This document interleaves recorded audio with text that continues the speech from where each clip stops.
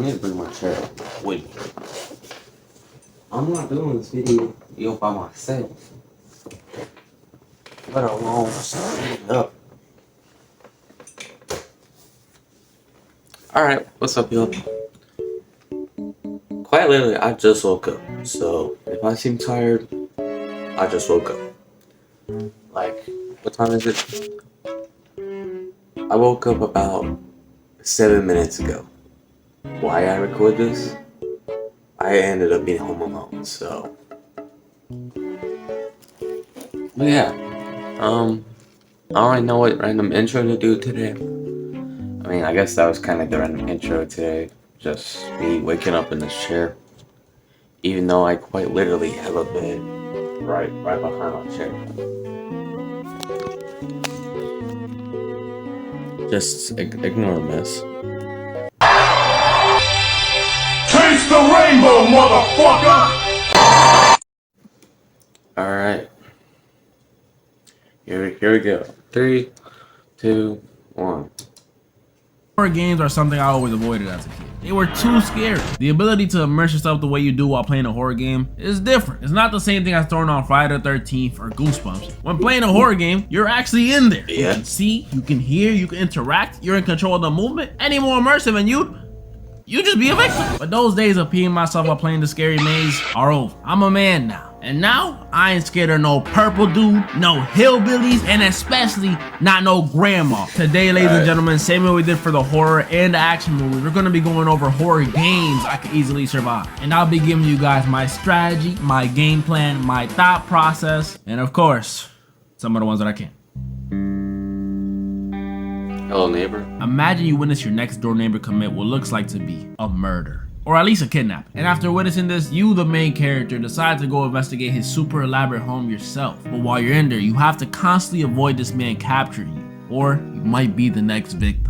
Well, that's the plot of Hello Neighbor. A potentially murderous, kidnapping, middle-aged man. I didn't learn about this game through conventional means since I was a bit too old for it at the time, but I did see my little cousin who was obsessed with it play it. And while it is an extremely scary concept on paper, you a kid investigating the super complex home of a potential criminal who may or may not murk you when he catches you, that's scary stuff. But don't let it fool you. Honestly, I never understood what the hype about it was. I mean, that might just be me, because when it comes to horror games, I'm not really into, that kind, like unlock the door kind of horror games. I'm really just into like, so it's like Corey Kitchen be playing or Kev Gaming, like escape the murder, not unlock a door, the fucking whole game. And then especially not to play a mini game right after. Like as soon as I open that door, I want credits rolling, or at least the cutscene of who he had in the basement. Because there was screaming in there. I don't understand why we have to play a mini game. Matter of fact, I don't think we even get to see anybody in the basement, do we? I don't think so.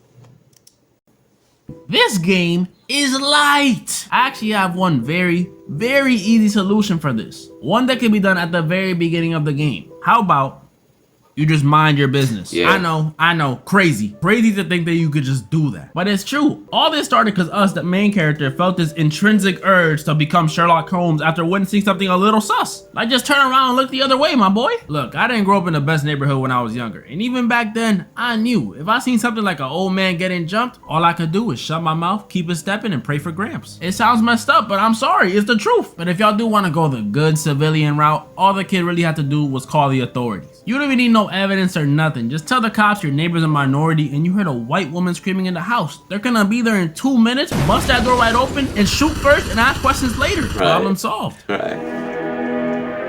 Puppy playtime. A lot of y'all probably already know this game, but if you don't, there's a horror game where you, the main character, are investigating a shut down toy factory after the disappearance of a bunch of employees 10 years ago. And while in there, you discover you're not alone. There are these things, these entities, these toy monsters that come after you while you're trying to figure it all out. And I'm gonna keep it a buck. I'm probably not surviving. Not only are these things going after you, all bloodthirsty toy monsters, but all of them are clearly on something. I can see it in their eyes. Huggy Wuggy got them dilated pupils, probably on some LSD or blue crystal or something. Poppy's obviously coked out. Look at those blood vessels. And Mommy Longlegs, she might be off the same thing as Poppy. Either that or she has some severe BPD. And I mean severe. Because the way her mood switches from, Mommy was just playing, come back. Okay, joke's over. Mommy doesn't like cheaters. Come back over here. Get your ass Combo that with the prototype running around doing I don't know what. And in the third game, which I haven't played yet, they introduced hella new monsters, including a freaking cat. I forgot about the new game. Shut your Oh, I might just play it. Not only did they get me already with my fear of dolls, but now they're using my allergies against me. Yeah, I'm finished. Now, while this one may look like a simple indie horror game, no joke, it's actually one of the scariest ones you could play. The whole time you're paranoid, on edge, and just waiting for something to happen. If this is how girls feel while walking alone at night, I am so sorry, I'll cross the street next time. There's a Japanese horror game where you play as a female barista working in a Starbucks type coffee shop, and I've never worked in the food industry before, but from what I hear, it's horrible. A horror game in and of itself. You have the clothing shift, obviously, and on top of having an annoying supervisor, as the nights go on, you start noticing some weird stuff going on around the shop. Strange noises, items missing, strange people coming in, strange people staring at you from outside, until you eventually realize you're being stalked. Stalker alert. We got a stalker on our hands, ladies and gentlemen. Eventually coming face to face with them at the end. Boom, we got the lore. While this one may seem simple because it's just a regular human, no special abilities, at the most, maybe a knife, it's not. There are two things in this game that could cause me some trouble. One is, the girl we're playing as is clearly not in the best financial situations. She's B to the R to the O to the K to the E, a college student. That affects the first plan I had, which was to just quit your job. We quite literally can't afford to do that. I know how it feels to be living off mayo sandwiches and instant ramen, and I'm not putting this girl through that. So the next immediate counter I thought of was just tell your supervisor you want to switch shifts. You don't lose your job, you keep that bread coming in, and you stay away from all the creepy activities. That could work, work. Yeah. If I knew how to speak Japanese. How would I even communicate? How? There's no subtitles in real life. Drawings, ASL, Morse code. How did I even get this job? Only things I know how to say in Japanese are what, stop, and domain expansion. So communication wise, I'm cooked. Can't even call the cops. Meaning my only choice for the situation is to defend myself. So here's the plan. We know the dude stalking us is seriously obsessed with us, judging by those notes he be leaving and the pictures he be taking. And as creepy as that may be, it could be used to our advantage. It'll seem like a regular shift. I'll be whipping up some coffee, some lattes, when in the corner of my eye, I'll see the stalker watching me through the glass. He'll probably be imagining doing some heinous things to me. I don't know. I don't stalk people often. But he won't know that I have him right where I want him. As he's staring at me through the glass, he'll notice in the corner of his eye a coffee I left on the table. And this wasn't no ordinary coffee. This was a coffee with my lipstick on it. He's a creep, so he immediately wouldn't be able to resist adding this precious item to his precious collection. So he walks into the shop swiftly, trying to get the cup before I can even notice while I'm dealing with some customers. But like I said earlier, I got him right where I want him. Before he could take another step, he hears it. Yamero! Yoichi Tenkai. Domain. Mugen no Goroku.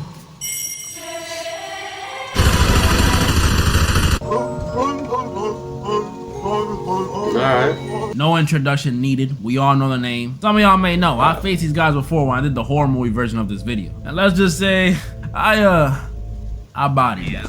But that was the movie, which is way easier than the game. When it comes to the game, before you can even think of coming up with a plan, you gotta ask yourself, which game am I talking about? FNAF 1, 2, 3, Help Wanted, or Help Wanted 2? Or maybe Sister Location, or FNAF 4, or FNAF 4 Halloween Edition, or Security Breach. All these games have different locations with different enemies you gotta deal with. Some have 4 animatronics, some have 1, some have 50. It's ridiculous. But if we're to go down the list, FNAF 1, I think I can handle it. I may not have worked in the food industry, but I have worked security. And when you have experience like I do, the answer for this one is simple. There is no way I am working a minute on that payroll they got you on. $120? Really? I thought this was a pizzeria. I didn't know I was working at Shein. $120 nowadays can maybe get you a pie of Domino's and a scoop of ice cream. I'm good off that. So the way I'm beating FNAF 1, I'm just not going to work. Maybe I'll go the first night, secure a cool 20 bucks for the 8-hour shift, but after that, I'm good. FNAF 2, they pay even lower. But it's so easy, it's practically free money to me, so I'm doing it. And this one we deal with almost triple the amount of animatronics as the first one, and instead of the classic setup, we got 2 vents and 1 big vent right in front of us, which may look intimidating at first because it's so open and accessible,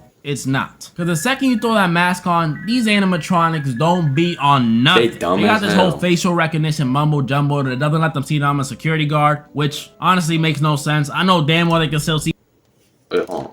my ass in my security uniform. Yeah, that's what I was just about to say. Because there is no way that they're only seeing like the mask, but all they gotta do is look down, see the security outfit, and they dumbass is gonna be like, Freddy's on security. What do you know? He's getting money.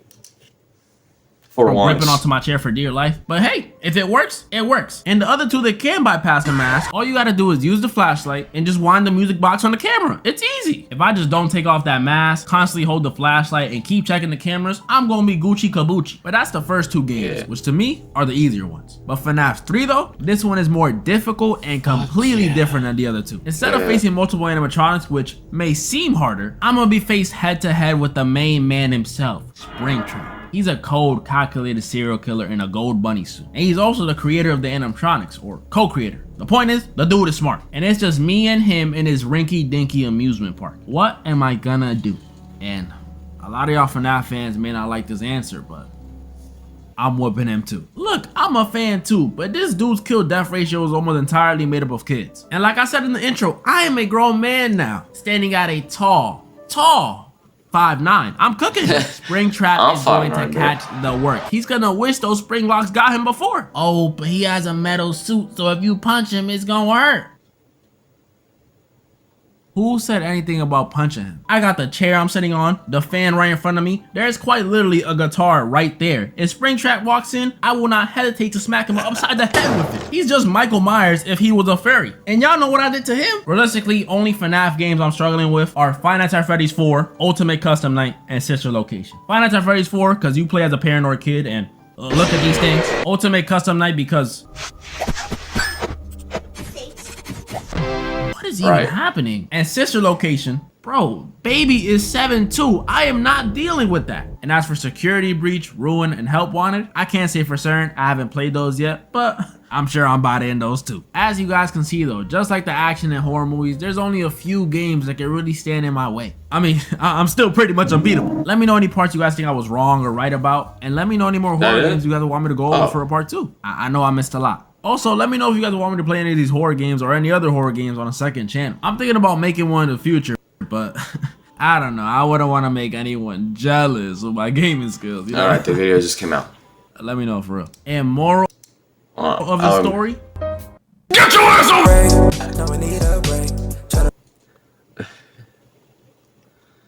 I feel like this video was not long enough, if I'm being honest.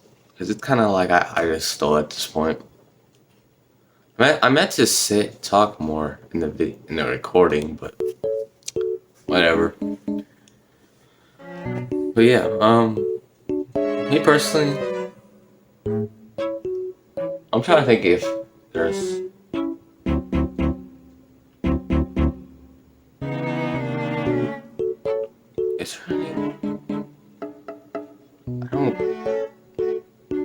No, I'm probably dead in all of them, if I'm being honest. Well, unless it comes to the Starbucks one, whatever it's called. I forget. Night Shift, I think it's called. Me personally, I'm boxing dude on the spot.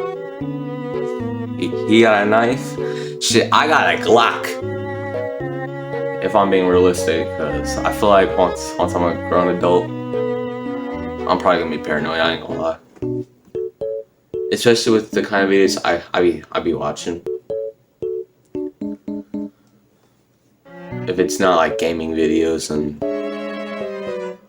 this kind of videos, or basketball videos.